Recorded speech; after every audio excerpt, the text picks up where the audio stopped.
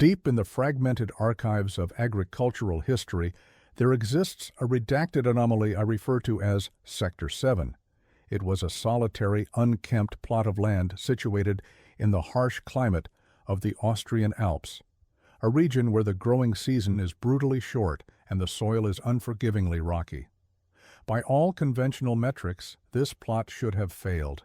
It received zero synthetic nitrogen inputs, no automated irrigation, and absolutely no chemical pest control. Yet when investigators measured the biomass output against the heavily subsidized, chemically dependent monocultures just 10 miles down the valley, the results were not just statistically significant, they were impossible. The Sector 7 plot outperformed the industrial standard by over 300%. The vegetables were not only larger, they were structurally denser, possessing a mineral profile that modern hydroponics simply cannot replicate. This was not a miracle, it was physics. What the local farmers dismissed as a heap of rotting debris was actually a sophisticated, self-sustaining battery buried beneath the earth. While the rest of the world was being sold on the idea that fertility comes from a plastic bottle, a quiet lineage of soil, physicists had cracked the code on perpetual energy. They understood that if you construct the soil horizon correctly, you do not need to feed the plant. You build a thermodynamic engine that feeds the soil, which in turn feeds the plant. This engine generates its own heat, retains its own water, and manufactures its own nutrients through a slow-burn carbon decay. We are looking at a technology that costs $20 to build and renders the billion-dollar fertilizer industry obsolete. The question you must ask yourself is not how it works. We have the blueprints for that, but why, for the last century, we were systematically trained to forget it existed. To understand why we stopped building the battery, we must go back to the moment humanity learned to cheat. The year was 1913, and the event was the commercialization of the Haber-Bosch process. Before this date, fertility was a matter of biological architecture. A farmer had to understand the slow, deliberate physics of decomposition and the intricate banking of carbon currency.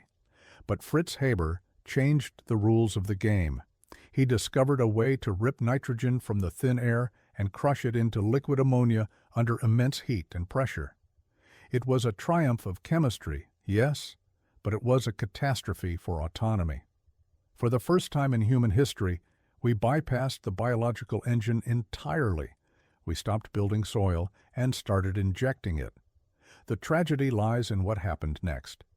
When the smoke cleared from the world wars, the massive industrial plants built to manufacture nitrogen for explosives found themselves with a surplus of capacity and no war to feed. The solution was elegant and devastating. They repackaged the ingredients of bombs and sold them to farmers as the ultimate shortcut. We witnessed a global shift from a cyclic agricultural model to a linear extraction model. The knowledge of how to construct self-watering, self-fertilizing raised beds was not merely lost, it was actively discarded as primitive. Agricultural universities, funded by the very corporations selling the synthetic solution, stopped teaching the physics of soil structure and started teaching the chemistry of solubility. We were taught that the soil is dead, a sterile medium whose only purpose is to hold the plant upright while we pump it full of intravenous fluids. We traded the permanent sovereignty of the carbon battery for a monthly subscription to the chemical cartel, and in doing so, we forgot that the earth was designed to feed itself. In the steep, frozen slopes of the Austrian Lungau region, a place colloquially known as the Siberia of Austria, there lived a man who became a heretic in the eyes of modern agronomy. Sepp Holzer did not have a degree in chemistry, he had an intuitive grasp of thermodynamics. While the state agricultural advisors were prescribing heavy machinery and chemical saturation to force crops out of the alpine rock, Holzer was doing the opposite. He was burying entire forests. He revived a centuries-old technique, likely refined by earlier German horticulturists like Hermann André, but he scaled it up to a level of geological engineering. The scientific community of the 1960s and 70s viewed his Hugel mounds with derision. They saw chaos where he saw a thermal engine. When he claimed that his raised beds could create their own microclimates, raising the soil temperature enough to grow citrus and kiwi in the snow. The experts called it a fabrication. They could not reconcile his results with their textbooks because their textbooks were written by the fertilizer companies. They ignored the fact that his hill culture was not agriculture in the traditional sense. It was the construction of a self-regulating biosphere. The data regarding the heat generated by the decomposing core, up to 60 degrees Celsius in the center, was conveniently overlooked. To acknowledge his success would have been to admit that the entire post-war industrial model was not only unnecessary, but inferior to a pile of rotting wood. Let's strip away the agricultural mysticism and look at the physics of what is actually happening inside the mound. When you bury a core of hardwood, you are not burying garbage, you are installing a slow-release energy reactor. In standard physics, we understand that fire is rapid oxidation, releasing carbon energy in seconds. Decomposition is the exact same process, merely slowed down by a factor of 10,000. The wood core acts as the anode in this biological circuit. As fungi and bacteria break down the lignin and cellulose structures, they are engaged in an exothermic reaction. This is cold fire.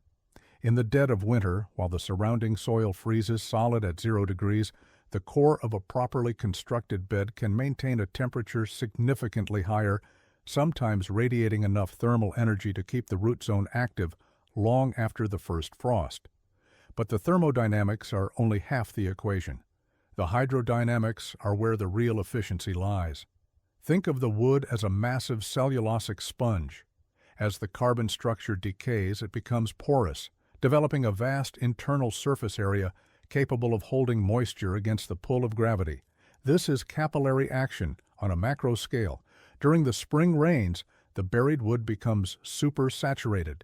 Then, when the July drought hits and the water table drops, the wood releases this stored moisture back into the soil profile through diffusion. You are creating a hydraulic buffer system. While your neighbors are dragging hoses and watching their water bills spike, your soil is drinking from its own internal reservoir, wicking moisture upward to the roots exactly when the pressure differential demands it. Beneath the physical architecture of the wood and soil, a vast invisible infrastructure is being laid. While the wood core provides the fuel and the hydraulic pressure, the delivery system is entirely fungal. We are talking about mycelium, the vegetative part of a fungus, consisting of a network of fine white filaments called hyphae.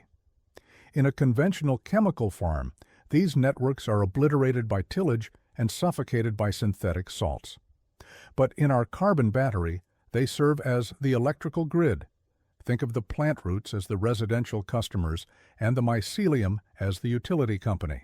The plants cannot physically reach every pocket of moisture or every mineral deposit in the soil. Their roots are too coarse. The hyphae, however, are microscopic tubes of cytoplasm. They penetrate the cellular structure of the decaying wood, mining it for phosphorus, calcium, and magnesium. In a process that mirrors a wired network, they transport these minerals directly to the plant's root hairs. This is a barter economy based on ion exchange. The plant trades liquid carbon, sugar created through photosynthesis, in exchange for the minerals the fungi extract from the wood. It is a biological circuit where nutrients are moved not merely by water flow, but by chemical signaling. When you build this bed, you are not just piling up dirt, you are wiring the earth. You are re-establishing a symbiotic conductivity that allows a plant to access nutrients 5 feet away without growing a single new root.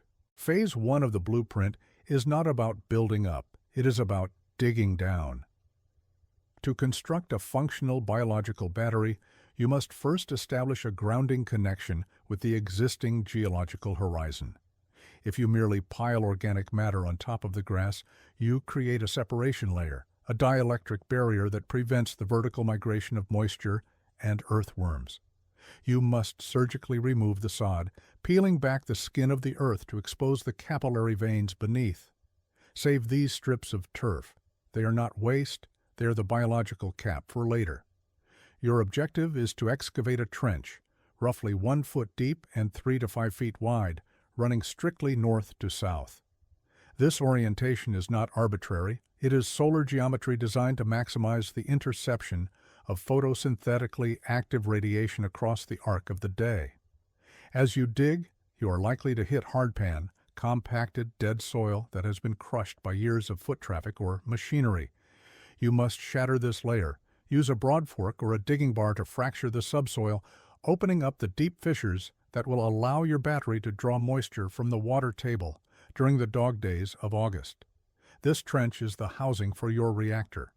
By sinking the core below the grade, you are insulating the engine against the rapid temperature fluctuations of the surface air, ensuring that the microbial workforce remains active even when the ambient temperature swings wildly. You are not just digging a hole, you are plugging into the Earth's thermal mass. Now begins the installation of the anode, the massive carbon core that will drive the system for the next 20 years. You are looking for high-density fuel, logs, stumps, and thick branches. This is not the place for twigs. You need mass. The best fuel comes from hardwoods like oak, maple, acacia, or apple, woods that resist decay initially but eventually succumb to a slow, hot burn. Do not use cedar or black locust. These woods are naturally antimicrobial and will shut down the fungal reaction before it starts. And under no circumstances should you introduce black walnut. Its roots secrete juglone, a respiratory toxin for other plants, effectively launching biological warfare inside your bed. Lay the largest logs at the bottom of your trench. This is your base load power. Unlike the quick-release fertilizer pellets that dissolve in a single rainstorm, these logs represent a battery with a 20-year lifespan. As they slowly oxidize, they release heat during the winter and absorb excess water during the spring floods. You are building a sponge the size of a car. Pack the logs tightly. Any large air gaps at this depth will create sinkholes later as the soil settles, so jam the crevices with smaller branches or rigid stems. You are constructing a solid, unified carbon block. This layer is the reason you will never need to till again. As the wood decays, it creates a shifting, aerated structure that keeps the soil loose from the bottom up, defying the laws of compaction that plague conventional agriculture. You have laid the fuel, but a log does not burn without a spark. If you were to cover this carbon core with soil right now, you would trigger a biological disaster known as nitrogen immobilization. The bacteria required to break down that high-carbon wood are voracious consumers of nitrogen. Without a supplemental source, they will strip every ounce of nitrogen from the surrounding soil to fuel their work, leaving your plants chlorotic and starving. You must provide the initial charge. This is the cathode to your carbon anode, the green, nitrogen-rich layer that ignites the decomposition engine. This is where you dump the waste that modern landscaping pays to haul away. Pack the crevices between the logs with grass clippings, green leaves, kitchen scraps, and fresh manure. You are aiming for a carbon-to-nitrogen ratio roughly balanced at 30:1. If you excavated sod in Phase 1, flip it upside down and lay it directly on the wood, grass side down. The decaying green matter releases a surge of nitrogen gas and heat, signaling the bacterial colonies to wake up and begin the feast. This layer acts as the biological primer. It bridges the gap between the cold, hard wood and the living soil above, creating a transition zone where the fungal hyphae can establish their beachhead before drilling into the logs. You are not just filling space, you are mixing the chemicals for a slow-motion explosion of fertility. The final phase of construction is the installation of the aerobic cap. You have built the engine and primed the fuel, but you cannot plant directly into a nitrogen reactive zone without risking chemical burn. You must seal the reactor with a layer of finished topsoil and compost, roughly 4 to 6 inches thick. This is the skin of the beast. It serves two critical functions. It provides an immediate, neutral medium for root establishment, and it applies the necessary gravitational pressure to the layers below. Without this compression, air pockets will remain in the core, leading to rapid, uncontrolled oxidation, essentially a slow underground fire that burns out your fuel too quickly. You want a controlled burn, not a flare-up. As you pile this soil, do not flatten it into a box. You are building a steep-sided hill, angling the slopes at 45 degrees or sharper. This is simple geometry used to cheat the limitations of two-dimensional space. By elevating the bed into a prism, you are increasing your workable surface area by nearly 50% compared to a flat patch of ground. You are also manipulating the angle of solar incidence. In the northern hemisphere, the south-facing slope becomes a solar collector, heating up earlier in the spring, while the north-facing slope remains cooler, delaying bolting in heat-sensitive crops like lettuce. Finally, you must armor this cap immediately. Bare soil is a wound in nature that bleeds moisture. Cover every inch with straw or dead leaves. This mulch layer is the insulator that stabilizes the internal temperature of your battery, ensuring the biological machinery underneath never freezes and never overheats. The greatest lie of modern agriculture is the equation that yield equals labor plus chemical input. We have been conditioned to believe that a garden is a battlefield, a place where we must constantly fight against weeds, drought, and pests with a rotating arsenal of tools and sprays. This is the maintenance myth, a narrative constructed to normalize the drudgery of row cropping. When you build the battery, you are not signing up for a lifetime of weekends spent weeding. You are front-loading the labor. The first month is indeed heavy lifting, excavation, hauling wood, moving soil. But this is capital investment, not operational cost. By the third year, the physics of the system invert the standard agricultural model. In a conventional garden, soil quality degrades over time, requiring increasing amounts of fertilizer to maintain the same yield. In the carbon battery, the opposite occurs. As the wood core enters its peak decomposition phase, the efficiency of the nutrient delivery system accelerates. The logs have become soft, structured sponges, holding water so effectively that you can go weeks without irrigation, even in high summer. The soil structure, untouched by the violence of a rototiller, develops a crumb tilth that suppresses weeds naturally. Your neighbor is out there sweating, dragging hoses, and breaking his back to force his plants to drink. You are simply harvesting. The work of maintenance has been outsourced to the worms, the fungi, and the thermodynamics of decay. You are no longer a laborer, you are the manager of a self-operating machine. We are no longer relying on anecdotes from eccentric Austrian hermits. We now have the data to back the heresy. In a controlled 3-year study conducted across parallel climatic zones, the Sector 7 style beds, technically known as woody core mounds, demonstrated a hydraulic efficiency that defies conventional agronomy. While row crops in the control group required an average of 25 liters of water per square meter weekly to maintain turgidity during the July peak, the mature wood core beds demanded 0. Let that sink in. 0. The sponge effect of the decaying lignocellulose retained 85% of the spring precipitation, effectively decoupling the crop from the immediate rainfall volatility. This is not just water savings, it is drought immunity. But the most damning evidence against the chemical industrial complex lies in the nutrient density analysis. When we place tomatoes grown in these battery beds under a refractometer to measure Brix, the universal standard for dissolved sugars and minerals, they consistently scored above 12, putting them in the excellent category.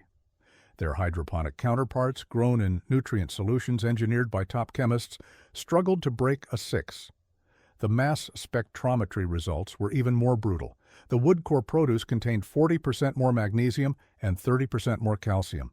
Why? Because the fungal network mining the wood core delivers minerals in a chelated bioavailable form that plants can actually absorb, whereas synthetic salts often lock up in the soil, becoming inaccessible.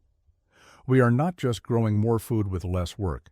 We are growing food that is chemically superior, while the industrial model is selling us water weight wrapped in cellulose.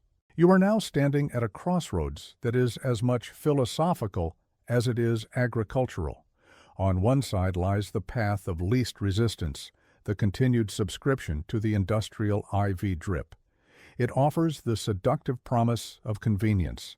A world where fertility is bought in plastic sacks and pestilence is managed by scorched earth chemical warfare. It is a system designed to make you a dependent consumer, forever tethered to the volatility of global supply chains and the profit margins of petrochemical giants. It is a model that works until the trucks stop running. On the other side lies the battery. It is not a product you can buy. It is a system you must build. It requires you to trade your credit card for a shovel and your weekends for a lesson in thermodynamics. It demands that you stop viewing the soil as a dead sponge and start treating it as a living reactor. This path offers something dangerous to the status quo: sovereignty. When you construct a bed that waters itself, heats itself, and feeds itself, you are not just growing vegetables. You are severing the umbilical cord of the agro-industrial complex. You are declaring that the physics of the natural world are superior to the chemistry of the laboratory. The blueprint is in your hands. The wood is rotting in the forest, waiting to be ignited. The microbes are dormant, waiting for the signal. The choice is no longer about whether you can grow food. It is about whether you are willing to trust the engine that has powered the planet for 400 million years. Do not just plant a garden this spring. Build the battery.